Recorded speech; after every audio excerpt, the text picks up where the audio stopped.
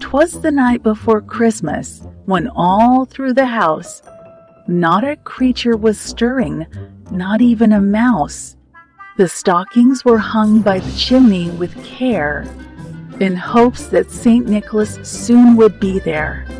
The children were nestled all snug in their beds, while visions of sugar plums danced in their heads, and Mama in her kerchief and I in my cap had just settled down for a long winter's nap, when out on the lawn there arose such a clatter. I sprang from the bed to see what was the matter. Away to the window I flew like a flash, tore open the shutters, and threw up the sash.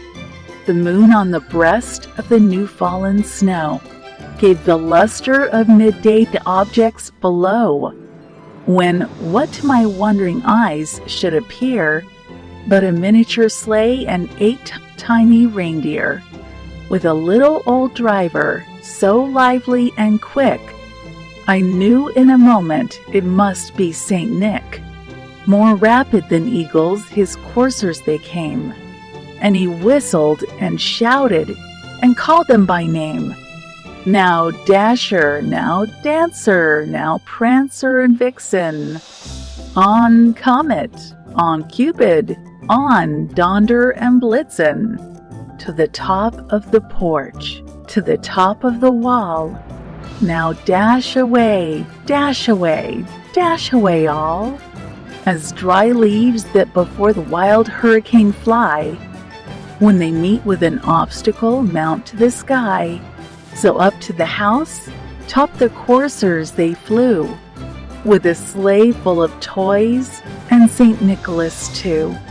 And then in a twinkling I heard on the roof the prancing and pawing of each little hoof. As I drew in my hand and was turning around, down the chimney St. Nicholas came with a bound. He was dressed all in fur, from his head to his foot, and his clothes were all tarnished with ashes and soot. A bundle of toys he had flung on his back, and he looked like a peddler just opening his pack. His eyes, how they twinkled, his dimples, how merry. His cheeks were like roses, his nose like a cherry. His droll little mouth was drawn up like a bow, and the beard of his chin was as white as the snow. The stump of a pipe he held tight in his teeth, and the smoke it encircled his head like a wreath. He had a broad face and a little round belly that shook when he laughed like a bowlful of jelly. He was chubby and plump, a right jolly old elf, and I laughed when I saw him, in spite of myself. A wink of his eye and a twist of his head soon gave me to know I had nothing to dread.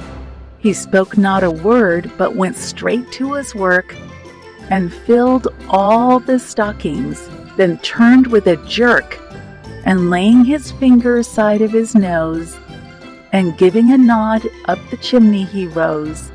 He sprang to his sleigh, to his team gave a whistle, and away they all flew like the down of a thistle.